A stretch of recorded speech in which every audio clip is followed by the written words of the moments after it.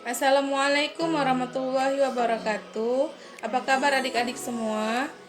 Bersama Ibu Alia Fahmi, Ibu akan membawakan topik biokimia hari ini, yaitu mengenai lipid.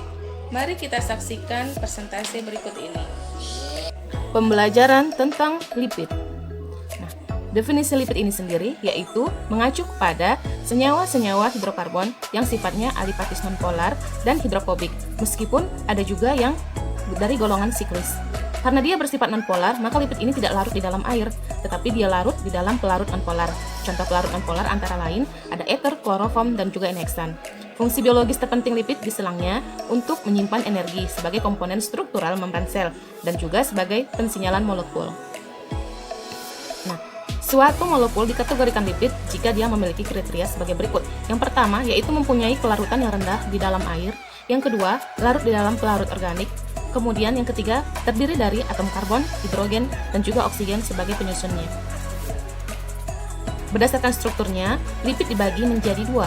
Yang pertama, yaitu lipid dengan rantai hidrokarbon terbuka. Kita bisa lihat contoh di sini, ada sphingolipid, ada asam stearat yang merupakan contoh dari asam lemak.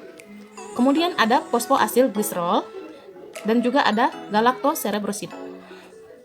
Yang kedua, lipid dengan rantai hidrokarbon siklis. Maksud di sini yaitu ada rantai tertutup pada strukturnya. Contohnya yaitu kolesterol. Berdasarkan fungsinya, lipid dibagi menjadi tiga. Yang pertama, lipid simpanan disebut dengan storage lipid. Contohnya yaitu asam lemak. Dua, lipid struktural. Contohnya fosfolipid dan glikolipid. 3. Lipid fungsional sebagai tanda signal, kofaktor, dan pigmen. Contohnya yaitu steroid. Ketiga asam lemak tidak jenuh ini sama-sama memiliki atom C17, kemudian COOH. Yang berbeda adalah atom hidrogennya. Pada asam oleat H33, linoleat 31, dan pada linolenat ada 29. Itu berarti pada asam linolenat dia memiliki 3 ikatan rangkap, linoleat 2 ikatan rangkap, dan pada oleat hanya 1 ya. Ini merupakan tabel asam lemak dengan jumlah atom karbonnya, struktur kimianya, kemudian penamaan sistematik, kemudian penamaan umum, titik leleh, dan juga kelarutannya pada pelarut air ataupun benzena. Sebagai contoh, yang pertama itu ada 12.20, maksudnya yaitu atom karbonnya ada 12, 0 itu menandakan dia tidak memiliki ikatan rangkap. Kemudian kita lihat strukturnya, CH3, CH2 10 kali, COOH, nama sistematiknya yaitu N-dodecanoic acid, yaitu asam laurat. Melting pointnya 44.2 derajat Celcius, kelarutannya di air 0,063, dan kelarutannya di benzen 2,6. Kemudian untuk contoh yang memiliki ikatan rangkap, kita lihat pada baris ke-7 ya, 16.1 delta 9. Strukturnya CH3, CH2 5 kali CH, CH2 7 kali COOH. Nama sistematiknya C9 hexadecanoic acid. Nama umumnya yaitu asam palmito-oleat. Nah, di sini melting point-nya itu minus 0,5. Sementara untuk kelarutan di air dan benzen tidak dicantumkan. Kita lihat di sini delta 9. Maksud dari delta 9 ini yaitu penamaan dari ikatan rangkap ini yaitu jika dibaca dari COH-nya terlebih dahulu ya, C dari COH-nya. Nah, demikian juga yang di bawahnya 18.1 delta 9 ini atau disebut juga dengan asam oleat. Nah, dia juga penamaannya delta. Delta berarti dia penamaannya dimulai dari atom karbon pada COOH. Selain penamaan delta, juga asam lemak ini ada penamaan omega. Nah, penamaan omega ini didasarkan dari kebalikan, yaitu dari atom C pada CH3 pada awalnya di sini ya. Nah, jadi jika dikatakan dia omega 3, berarti kita hitung saja 1, 2, 3. Nah, dari atom C nomor 3 inilah sudah ada ikatan rangkapnya.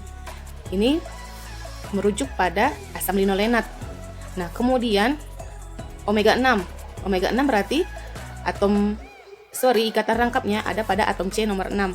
Kita hitung saja 1, 2, 3, 4, 5, 6. Dan juga pada omega 9 ini ya.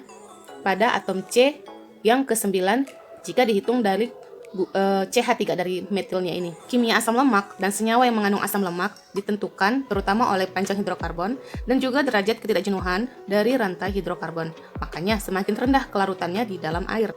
Asam lemak memiliki banyak peranan, di antaranya merupakan sebagai unit penyusun lemak, minyak, fosfolipid, dan glikolipid. Lalu banyak protein dimodifikasi oleh ikatan kovalen asam lemak. Lalu asam lemak merupakan bahan bakar bagi setiap makhluk hidup untuk menghasilkan energi. Derivat asam lemak berperan sebagai hormon dan juga cakra intrasel. Dapat juga diaplikasikan sebagai bahan baku biodiesel, sabun, dan lain sebagainya. Kita lihat struktur dari asam lemak. Asam lemak ini secara umum dia terikat oleh ikatan trigliserida. Ini sebagai contoh dari trigliserida. Pada sebelah kiri, jika trigliseridanya ini terdiri dari lebih dari satu macam asam lemak. Di sini ada asam nyeristat, asam stearat, dan juga palmito-oleik. Sementara di sebelah kanan, tristearin, yaitu ketiga asam lemaknya ini merupakan asam stearat. Sifat-sifat lemak sifatnya padat, lemak tumbuhan sifatnya cair. Lalu proses hidrolisis lemak dapat menghasilkan asam lemak dan gliserol. Proses hidrolisis menggunakan basa akan menghasilkan sabun. Apabila dibiarkan lama di udara, akan tercipta bau yang tidak enak. Fungsi lemak sebagai sumber energi, bahan baku hormon, membantu transport vitamin yang larut di dalam lemak, sebagai bahan insulasi terhadap suhu, dan pelindung organ-organ tubuh bagian dalam. Ini merupakan trigliserida. R1, R2, R3 merupakan asam-asam lemak. Pada sebelah kiri, yaitu terjadi reaksi enzimatik hidrolisis, di mana trigliserida ini dihidrolisis akan menghasilkan 3 asam lemak dan juga gliserol. Di sebelah kanan terjadi saponifikasi atau penyabunan. Penyabunan ini akan ditambahkan dengan natrium hidroksida ataupun basa kuat, dia akan menghasilkan garam dari asam lemak.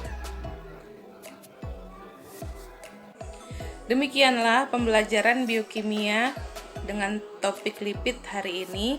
Jika ada pertanyaan, silakan diisi di kolom komentar. Wassalamualaikum warahmatullahi wabarakatuh.